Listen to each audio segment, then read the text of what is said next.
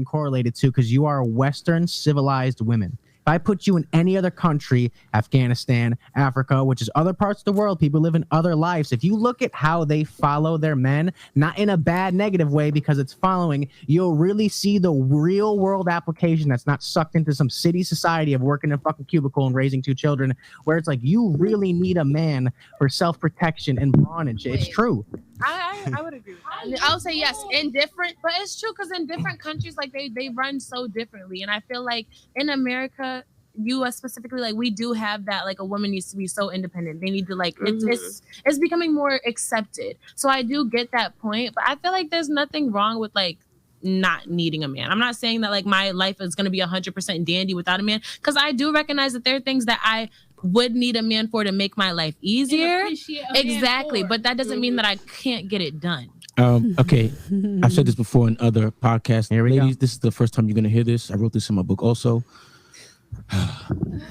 Women in general, not all. Notice I said not all, but women in general are uncomfortable being happy. The reason I say that and bring it up now is because every time I give you guys 2 scenarios, you pick the scenario where you're going to have to work harder than you would with the other scenario. So is that true? That's an interesting question too. Are women unhappy being happy? You ever notice sometimes you have some friends out there that every time there's peace in the water, they're looking for that turbulence, right? They're like they needy of some type of turbulence, which is why sometimes, by the way, when they date the nice guys, aka the doormats, they get bored, right? And then somebody rolls along and he's just a headache, right? You ever see these guys that are like a walking headache? You just know, it's going to be drama. And they're like looking over there for some, what's going on over there? It's a little bit of spicy food over there. I'm tired of my, rotisserie chicken.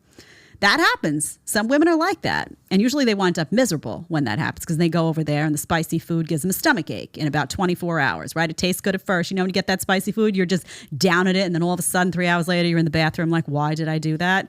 That's what happens when you spend time with a bad boy. Just saying.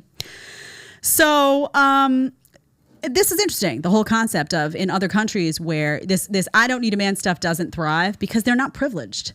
And you need a man for survival, right? You're very cognizant of the fact that the man is bigger and stronger because you don't want him to be too far away from you at any point because you're in a perpetual danger zone, right? And I'm not just talking about countries where, people are living in the jungle. I'm talking about, or whatever, the forest, or, you're thinking primitive in some way. I'm not saying that. I'm saying there's countries where there are imminent dangers all the time.